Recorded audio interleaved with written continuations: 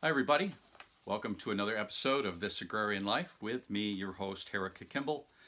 And today in this episode, I would like to tell you about a cosmic coincidence, a paradox, and a conundrum, all related to Wendell Berry, I guess I could say. And the cosmic coincidence begins with a letter that I got in the mail from my alma mater, Sterling College, a little donation envelope that had an announcement in it, a little booklet here with an announcement. Now this, mind you, came in the mail the day after my previous episode where I told you about that essay about hedgerows that Wendell Berry wrote. So next day, I get this announcement from my alma mater, Sterling College, up there in Craftsbury Common, Vermont, that they are teaming up with Wendell Berry to establish a farming program at Sterling College. And I'll read this little short excerpt to you because it's pretty good. We must have more farmers who understand how to build soil and communities. In September 2018, Sterling, in partnership with the Berry Center, will launch a new agrarian education program in Henry County, Kentucky, based on the life work of Wendell Berry and the educational mission and vision the college has advanced for decades. This effort is as difficult as it is essential. With only 16% of Americans living in rural communities and fewer than 1% actually farming, it is imperative that we prepare a generation of students to go home to farm, dig in, make a home, and take up farming somewhere else. The urgent need for more farmers is clear if the problems of industrial agriculture are acknowledged and if today's local food movement is to create meaningful change. Now for the paradox. And of course, a paradox is something that appears contradictory, though it may not necessarily be contradictory. And the paradox is that, on the one hand, the Berry Center, which represents Wendell Berry and his work and is advocating for small farms and agrarian life and rural living, etc., is teaming up with my alma mater, Sterling College, with an agricultural program to help people to become farmers.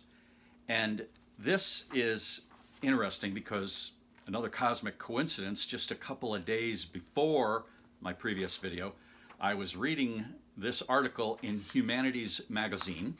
I just copied a couple pages here, which is an interview with Wendell Berry and his wife, Tanya, that was published in May-June of 2012.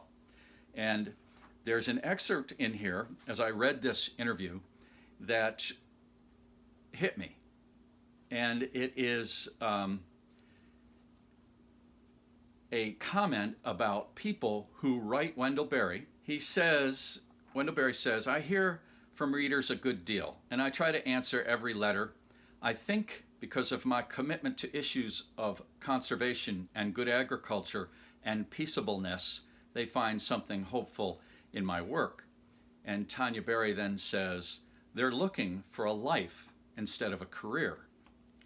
And the interviewer says, what are the principles you encourage then? And then this is the interesting thing, the paradox that Wendell Berry says. When they say they're planning to take up farming, I encourage them to be awfully careful.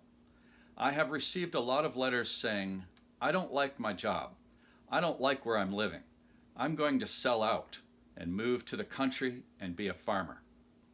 It seems to me that the only responsible thing, Berry says, then is to write back some version of be careful or even don't do it. To which Tanya Berry then says, or keep your job. And then Wendell says, yes, buy a place in the country if you want to and live on it, but keep your job. Don't put your marriage at risk. Don't put your livelihood at risk because there's a lot to learn. And why should somebody who has a lot to learn try to take up farming when experienced farmers are failing? So, in writing favorably about farming, I've assumed a considerable responsibility that I've tried to live up to. People say, sometimes in alarm, "You're discouraging me." And I say, well, yes, to some extent. I'm obliged to encourage you to be thoughtful. Now, that is an interesting comment, and I think it's an excellent comment. And I've written about this on my blog before about farming, and there is a romanticism, surely, around farming, and a lot of people would rather be farmers than sit in their Dilbert cubicles and work for the man, as they used to say in the 60s, I guess, or be wage slaves, which is my term that I like to use because I've been a wage slave and I've been a free man, and I really appreciate the freedom. So, but anyways, people look at farming as a way to get into a better lifestyle, and it certainly can be, but it can also be a nightmare if you're not familiar with farming. Now for the conundrum, and that involves the financial aspect of going to college to learn to be a small-scale sustainable farmer.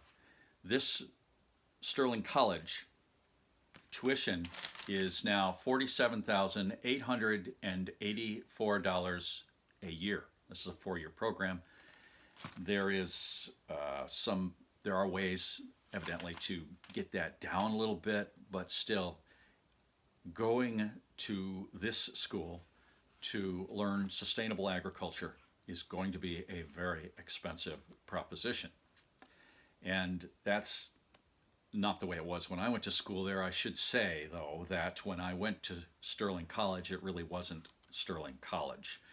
It was called the Grassroots Project in Vermont.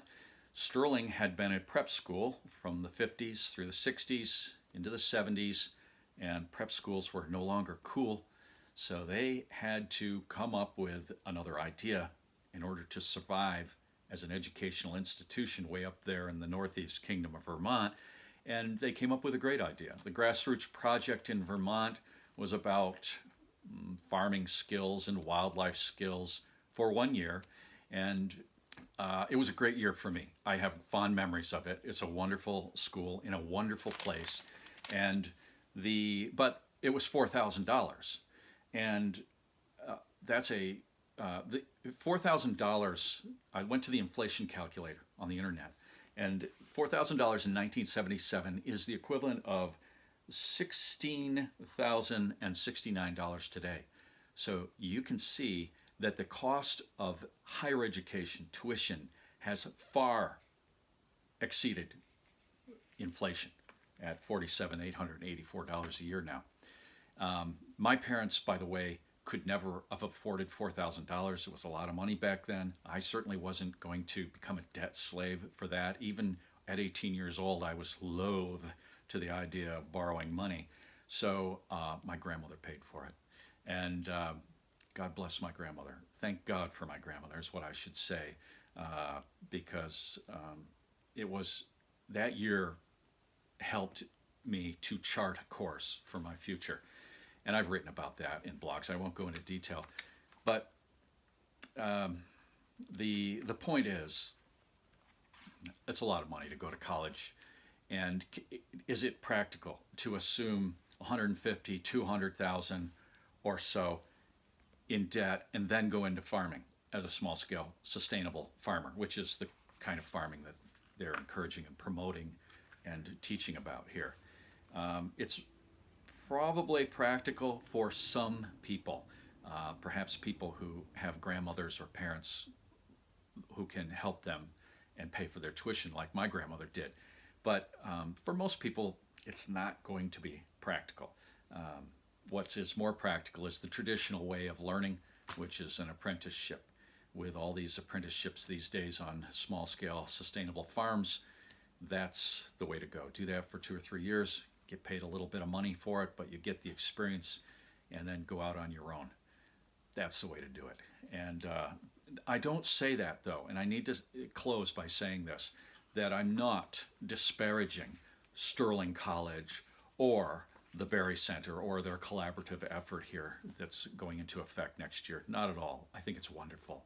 I think it's beautiful. I kudos to them. And but obviously it isn't for everybody, but it is for some people, and it's a good concept. It's a great idea. And I'll close with this.